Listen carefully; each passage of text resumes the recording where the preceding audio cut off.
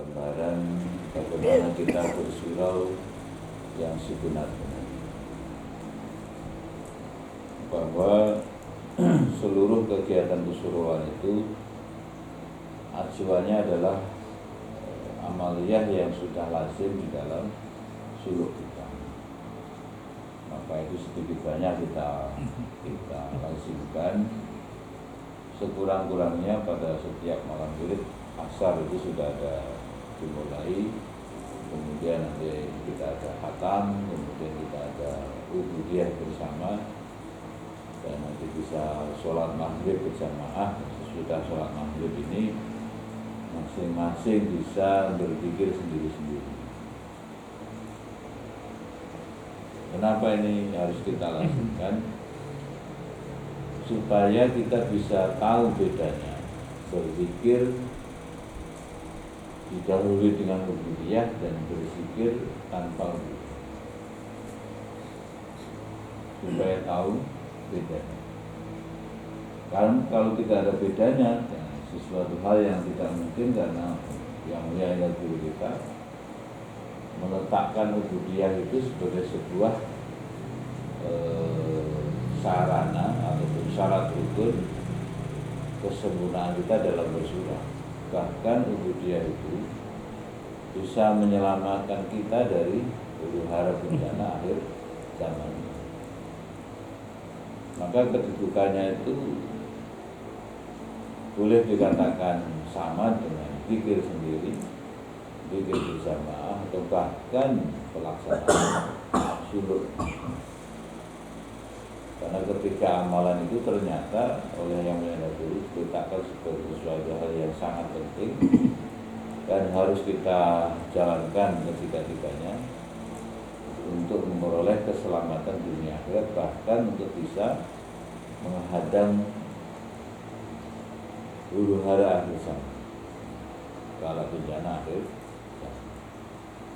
Maka mari kita lazimkan di surah-surah kita ini bahwasanya ubudiyah selalu kita sampaikan, zikir selalu kita sampaikan, suluk pun selalu kita sampaikan sebagai sebuah syariat dalam tarekat.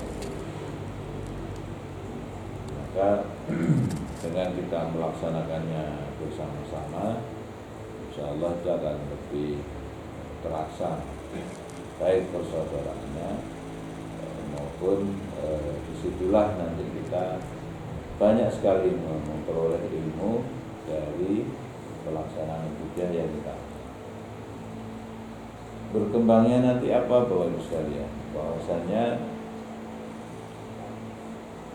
kita tidak bisa menganggap sambil lalu begitu saja tentang perkara ubudiyah. Maka saya ingin menjelaskan sedikit hal tentang ubudiyah ini supaya kita tahu betul duduk perkaranya, sehingga di dalam mengamalkannya itu 100% dengan keyakinan yang kuat bahwa kalau zikir sendiri itu masih kepentingannya itu seluruhnya untuk diri kita sendiri. Zikir sendiri, Allah dengan syarat rukunnya kita berzikir, yang suruh amalannya yang kita suruh, yang belum suruh juga amalannya ada sendiri. Semuanya untuk diri kita sendiri, yang zikir sendiri. Kemudian kita berzikir berjamaah, itu juga masih diperuntukkan untuk diri kita sendiri. Mungkin bisa mengimbas kepada keluarga kita atau bahkan ke kampung halaman. Kemudian kita suluk 10 hari, suluk lagi 10 hari, suluk lagi 10 hari. Itu pun juga masih untuk diri kita sendiri, dalam rangka menyelamatkan diri kita, dalam rangka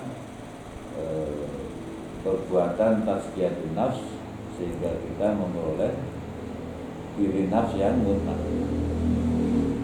Kemarin kita bahas di Yaqul Amin kata surau bahwa diri nafs yang mutmainnah inilah yang akan menjamin seseorang menjadi orang-orang yang diridhoi. Zikir sendiri, zikir berjamaah, suluk dan sebagainya itu puncaknya adalah diri nafs yang mutmain. Hadirnya jiwa-jiwa yang telah disucikan, yang bersih, yang tenang dan lunak, sehingga memenuhi syarat kita ini dirimbunkan di dalam golongan orang-orang yang diridhoi. Maka kalau sudah masuk dalam maqam ridha Allah, adanya adalah surga. Maka halakoh-halakoh wirid seperti malam hari ini disebut taman surga. Karena apa? Kalau datang tadi karunia, kita bisa merasakan zikir yang betul-betul zikrullah, sehingga hadir diri kita ini adalah diri nafs yang diridhoi Allah, diri nafsnya yang memperoleh kebersihan, kesucian, hingga hadir sifat-sifat Allah di dalam diri kita, maka disitulah karunia telah datang. Maka itu yang menjamin kita menjadi orang-orang yang diridhoi Allah dan berhak atas segala karunia yang Allah miliki, yaitu dunia dan akhirat.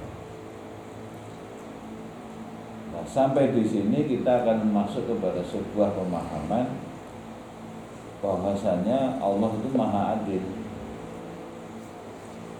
Kita tidak akan pernah lagi iri, kita tidak pernah lagi ada kesombongan, tidak ada lagi bersentuhan dengan amarah, tidak ada lagi bersentuhan dengan nafsu-nafsu duniawi yang ujung-ujungnya adalah kegelisahan, kekhawatiran tentang perkara-perkara dunia, kehilangan pangkat, kehilangan uang, kehilangan makanan, sandang, papan, dan sebagainya.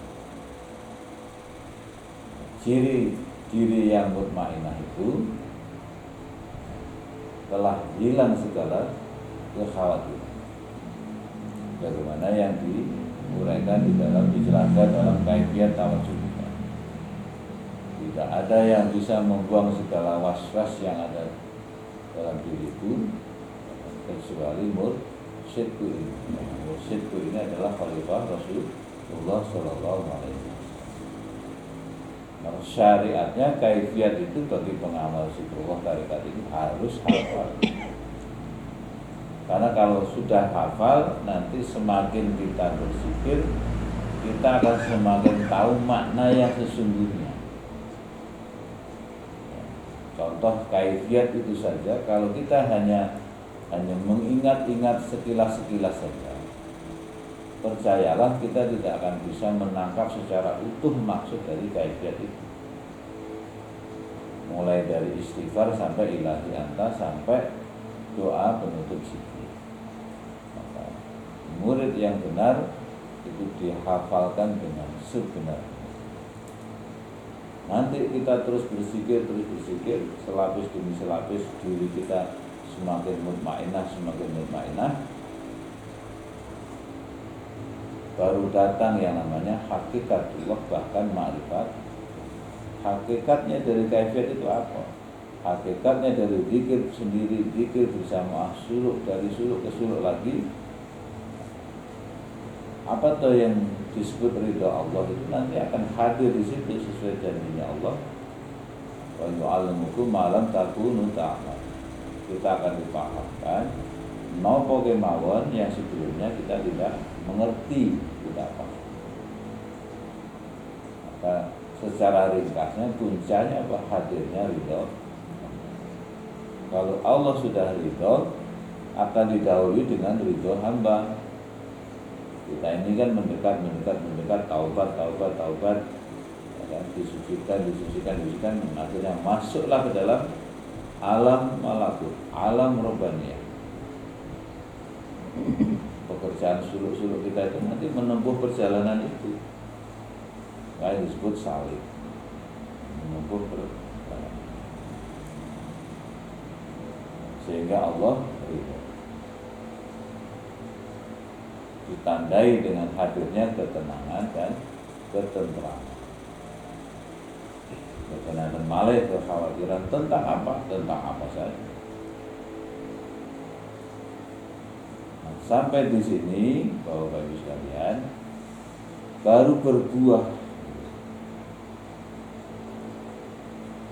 Pikir pagi petang terus kita kawajuan terus, kita masuk dalam taman-taman terus, kita dari suluk ke suluk terus sampai datang ridho, baru di situ berbuah. Apa buahnya? Rahmatan lil alamin. Itu kalimat yang sangat sederhana. Karena apa? Perilakunya sudah berbeda. Orang yang sudah diridhai Allah, kita sudah ridho dengan Allah, Allah sudah ridho kepada kehidupan kita, kepada diri kita ini. Seluruh pandangannya, seluruh konsep-konsep hidupnya sudah berbeda. Tidak lagi minta kepada Allah, tapi apa? Apa yang bisa saya karyakan untuk Allah Ta'ala? Apa yang bisa saya berikan untuk perjuangan agama Allah, kalimat tegaknya kalimat Allah. Kalau bahasa dulu kita tegaknya kalimatullah ya ulia. Apa yang kita bisa persembahkan? Nah, itulah konsep itu dibungkus dalam perkara yang disebut dengan ubudiyah. Tinggi sekali nilainya ubudiyah karena di situ buahnya. Seorang petani nanam dari biji padi, ya kan?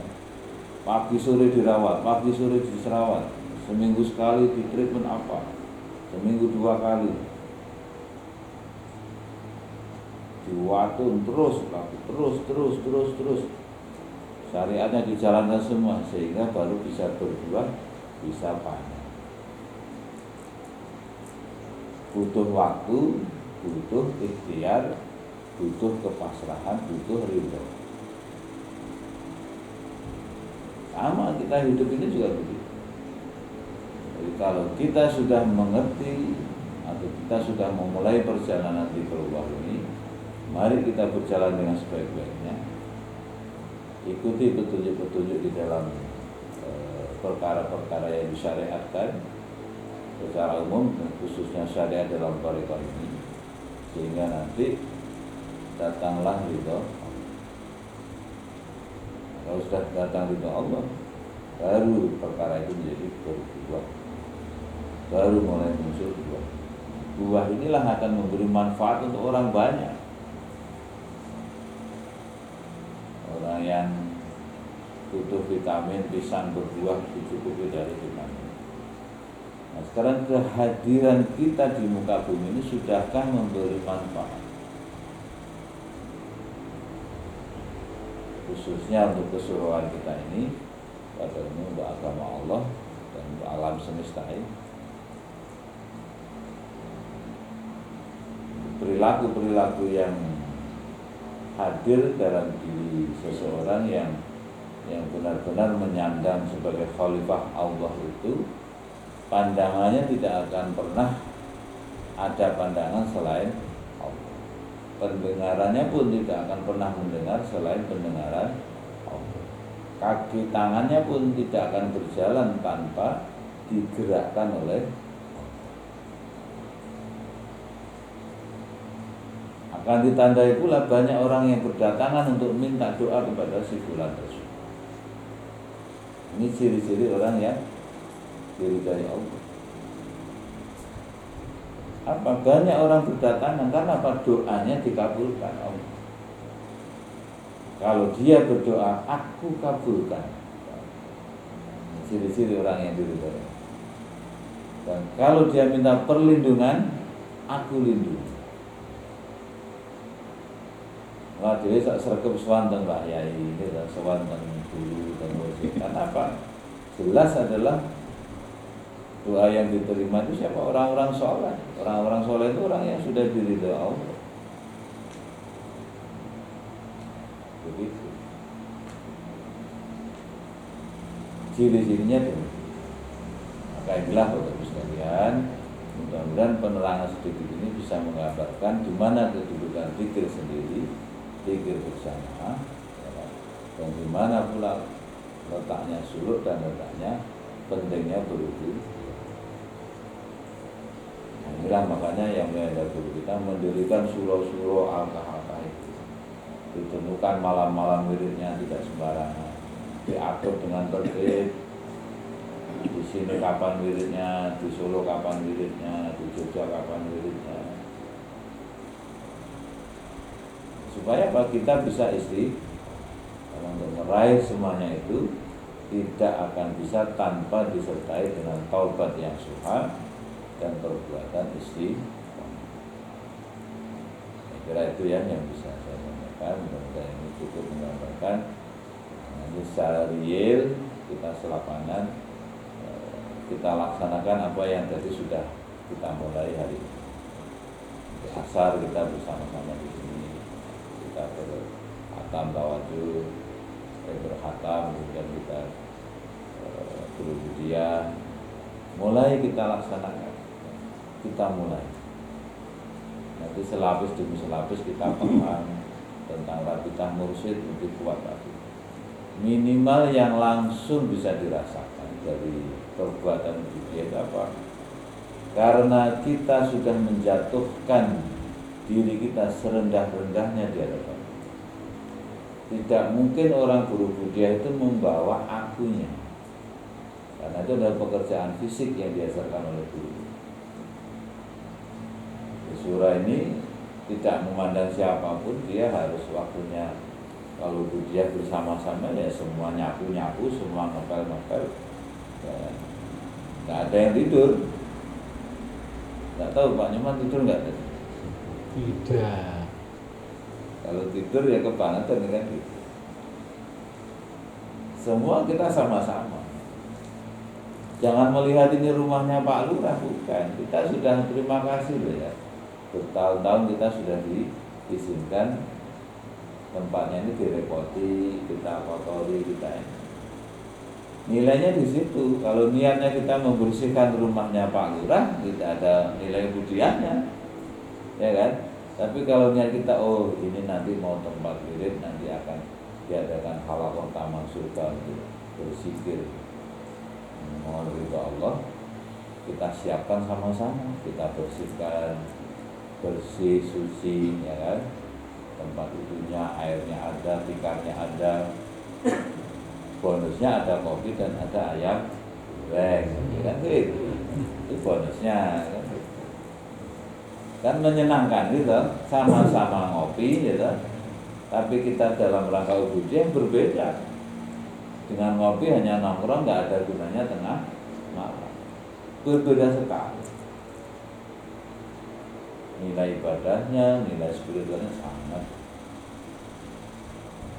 Pasti yang paling cepat dirasakan dari perbuatan ubudiyah apa? Karena kita sudah berusaha mengenalkan diri kita, gitu. Oh, saya lurah kok disuruh ngepel, kan gitu. Malu dilihat anak buahnya, tapi tidak semuanya kerja kan. Pak Lurah nyapu, ngelap, ngepel. Pak Lurah kok ngepel, dilihat umatnya kan, wah iya ini turun makomnya, enggak begitu. Tapi karena niat yang untuk Allah Ta'ala, kita menjatuhkan serendah-rendah, dan itu akan sangat terasa nanti pada saat kita mulai bersikir rabitah mursyid. Jadi kalau hari ini masih ada yang kesulitan dalam rabitah mursyid, saya kok susah sekali Bang hadir mursyid, hilang, atau kata hilang. Karena apa, ego kita masih bercokol di situ. Kesombongannya tanpa disadari, riaknya masih ada, suka pamer, bahkan apa senang bergunjing, ngerasani yang dilafazkan itu kasar. Ini bergunjing yang di batin itu bahaya sekali, halus. Pak Lurah Budiahnya nanti saya ada yang di belakangnya, cuma itu Pak Nyoman Budiah kan. Setan itu jahatnya sampai ke situ.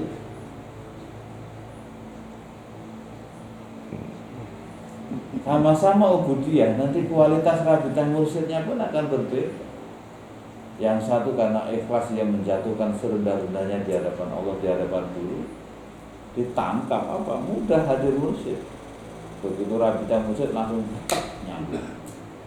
Zikirnya rasanya enak sekali. Jadi nikmatnya berzikir seseorang itu sangat bergantung kepada awal dari kaifiat, yaitu apa? Rabitan mursyid. Menggabungkan ruh kita dengan rohani sang mursyid itu bukan pekerjaan sepele. Kalau diri masih membawa nafs, ya kita menggabungkan dengan zat yang maha suci, tertolak. Mau wirid sedekah dulu 1 juta, tapi sedekahnya habis dari tipu menipu, tertolak.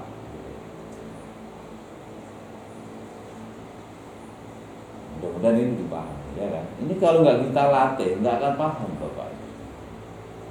Maka ini kami semangatnya apa? Kenapa kita ayo asal dulu, kita hatam dulu, budaya dulu, supaya kita sama-sama merasakan betapa pentingnya ubudiyah itu, dan fadilahnya banyak sekali.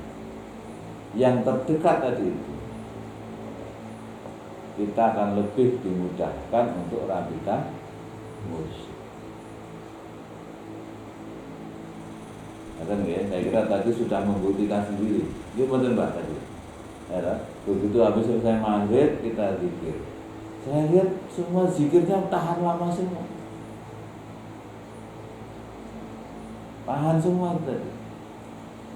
Sampai jam 7 lebih semua dengan tenang berzikir. Saya merasakan apa namanya? Duduk. Saya lihat pada duduknya itu tenang. Dan saya kira apa namanya? Buah dari budaya langsung kita rasakan. Apa dimudahkan zikir kita. Kenapa zikirnya mudah? Karena rabitan mursyidnya kuat. Mudah juga. Buah dari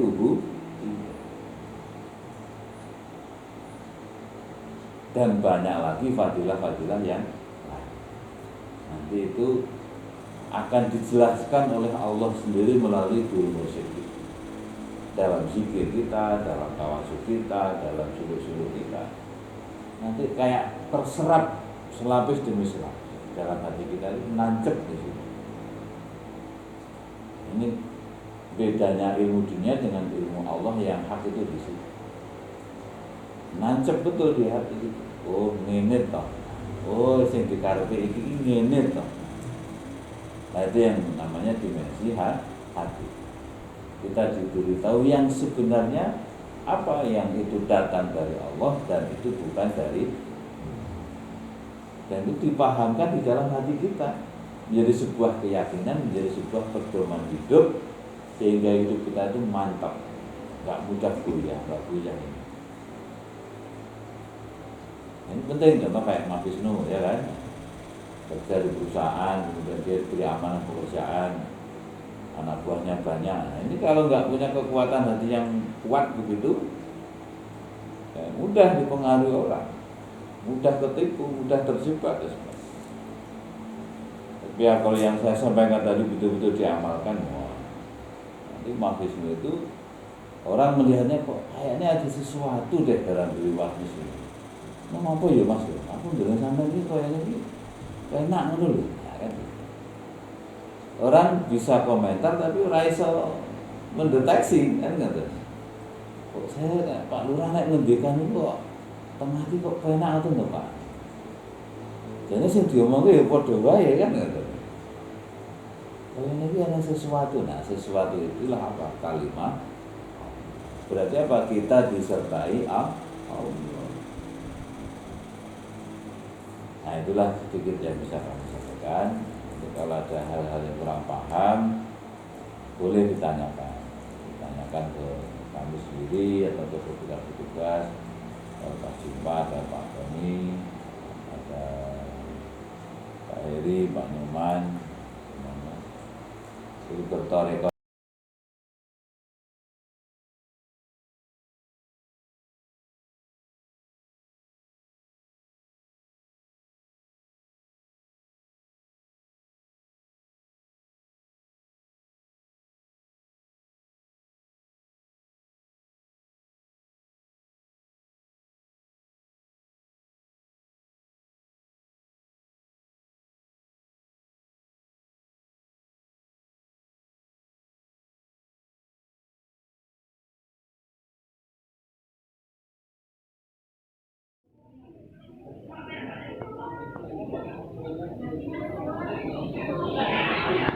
moderator ya tuh.